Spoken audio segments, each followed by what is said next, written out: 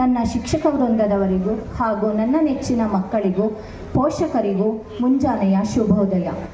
ಇಲ್ಲ ಎಂಬುದನ್ನು ಮರೆಸಿ ಇದೆ ಎಂಬುದನ್ನು ನೆನಪಿಸಿ ಅರಿವೇ ಗುರು ಎಂಬುದನ್ನು ಸಾಕಾರಗೊಳಿಸುವ ಸುಂದರ ಶಿಲ್ಪಿಯೇ ಗುರು.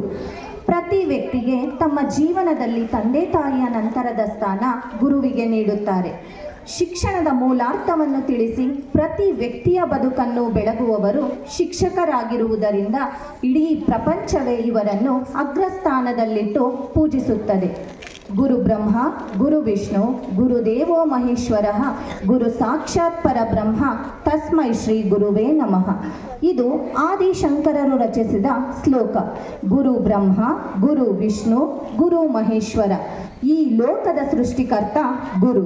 ಆ ಮಹಾನ್ ಗುರುವಿಗೆ ನಮನ ಎನ್ನುವುದರ ಮೂಲಕ ಇಡೀ ಲೋಕವೇ ಗುರುವಿಗೆ ತಲೆಬಾಗುತ್ತದೆ.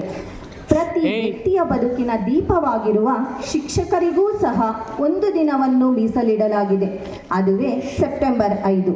ಈ ದಿನವನ್ನು ಶಿಕ್ಷಕರ ದಿನಾಚರಣೆಯನ್ನಾಗಿ ಆಚರಿಸುತ್ತೇವೆ. ಪ್ರತಿ ವರ್ಷ ಸೆಪ್ಟೆಂಬರ್ 5ರಂದು ಪ್ರಸಿದ್ಧ ವಿದ್ವಾಂಸ, ಭಾರತ ರತ್ನ ಪುರಸ್ಕೃತ, ಮೊದಲ ಉಪರಾಷ್ಟ್ರಪತಿ ಮತ್ತು ಸ್ವತಂತ್ರ ಭಾರತದ 2ನೇ ರಾಷ್ಟ್ರಪತಿ ಡಾಕ್ಟರ್ ಸರ್ವಪಲ್ಲಿ ರಾಧಾಕೃಷ್ಣನ್ ಅವರ ಜನ್ಮದಿನದ ನೆನಪಿಗಾಗಿ ಆಚರಿಸಲಾಗುತ್ತದೆ.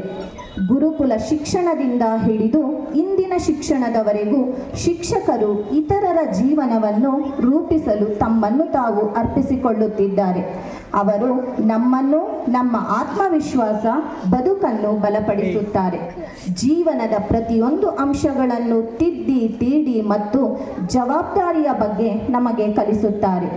ಗುರುವಿಂದ ಬಂಧುಗಳು, ಗುರುವಿಂದ ಪರದೈವ, ಗುರುವಿಂದಲಾದುದು ಪುಣ್ಯಲೋಕಕ್ಕೆ, ಗುರುವಿಂದ ಮುಕ್ತಿ ಸರ್ವಜ್ಞ ಎಂದು ಹೇಳುತ್ತಾ ಸಮಸ್ತ ಶಿಕ್ಷಕರಿಗೂ ಶಿಕ್ಷಕರ ದಿನಾಚರಣೆಯ ಶುಭಾಶಯಗಳು. ಧನ್ಯವಾದಗಳು. Thank you, ma'am, for the inspiring and affectionate words. Dance is a joy of movement.